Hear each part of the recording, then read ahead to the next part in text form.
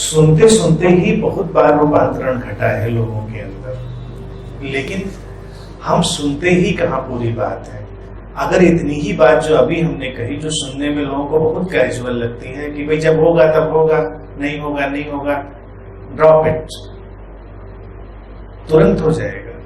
क्योंकि यहां पर तुमने अपना जो आइडेंटिफाइड माइंड था, ईगो का मतलब होता है, ईगो का मतलब ये नहीं होता है मैं बहुत कुछ हूं, मैं ये हूं, मतलब that is stupid ego. Actually ego के बहुत सारे कलर्स हैं।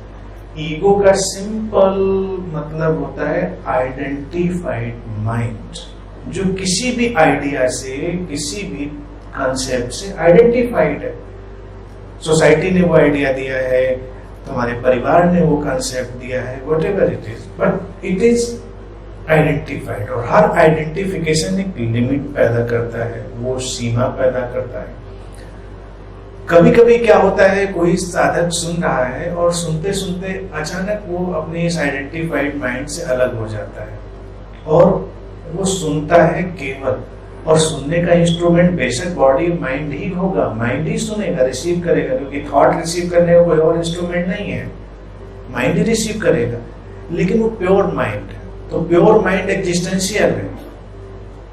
एग्जिस्टेंशियल माइंड में हम गए नहीं और वहां जाके हमने सुना नहीं, ट्रांसफॉर्म हुए नहीं, इंस्टेंट। लेकिन इंसान के अंदर फियर इतना डाल दिया गया है इस आइडेंटिफाइड माइंड के चलते हुए कि लोग डरे हुए रहते हैं। और ये सब भी प्ले है, ये सब भी प्ले है। और फिर धीरे धीरे करके जो सामाजिक और राजनीतिक स्तर पे चीजें होती रहती हैं, वो उसको बढ़ावा देती रहती हैं। अब कोई प्रश्न ये पूछेगा कि वो क्यों बढ़ावा देती हैं, क्योंकि खेल चलता रहे इसलिए बढ़ावा देती हैं। कॉन्शियसनेस के प्ले में एक्चुअली कुछ बुरा और अच्छा नहीं है, वो भी प्ले है, प्ले चल रहा है। कुछ मैकेनिज्म जो फॉर्चुनेट होंगे, जिनके अंदर वो अवेकनिंग आएगी और वो जाग जाएंगे, वो अवेकनिंग में चले जाएंगे, वो फॉर्चुनेट है। बाकी उस प्ले का हिस्सा बने रहेंगे। तो सुनने में बस इतनी ही चीज ध्यान रखनी चाहिए, कोई सुन ले। अब यहाँ पर जैसे इतने लोग सुन रहे हैं, तो बहुत सारे लोग हमारे यहाँ, तो मैं समझता हूँ बहुत अच्छे लिसनर रहे हैं। बीच में लोगों के अगर अपना कल्चरल और कल्टिस्ट माइंड ना आए तो सुनना बहुत आसान है। हर देखो क्या है, एक तो मोटे मोटे रिलीजियस जो खाके हैं, आइडेंटिफिकेशन, लोग वहां से सुनते हैं। अगर उनको वहां वाली चीजें सुनने में आती हैं तो बहुत खुश हैं। फिर उन बड़े रिलीजियस जो ढांचे हैं, उनके अंदर बहुत सारे कल्ट्स हैं, उनके अपने ढंग हैं, सब आइडेंटिफिकेशन के अलग अलग पैमाने हैं।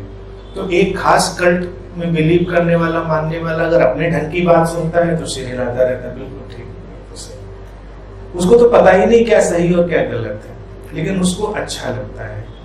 तो वो सुन तो नहीं रहा है, वो तो वही सुन रहा है जो आइडेंटिफाइड माइंड उसको सुना रहा है।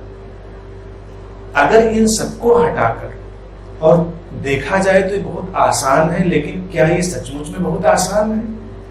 वैसे देखा जाए तो बहुत कठिन है। क्या कोई व्यक्ति केवल और केवल एक प्रेजेंस की तरह सुन सकता है? ना कोई रिलीजियस इनपुट है, ना कोई कल्चरल इनपुट है, ना कोई फैमिली इनपुट है, ना कोई कल्ट का इनपुट है, ना किसी एजुकेशन का, किताब का इनपुट है, बस सुन रहा है। ऐसे कहाँ ऐसे सुनता है कोई? लेकिन ऐसे सुने तो ट्रांसफॉर्मेशन को कौन रोक सकता है? कोई नहीं रोक सकता।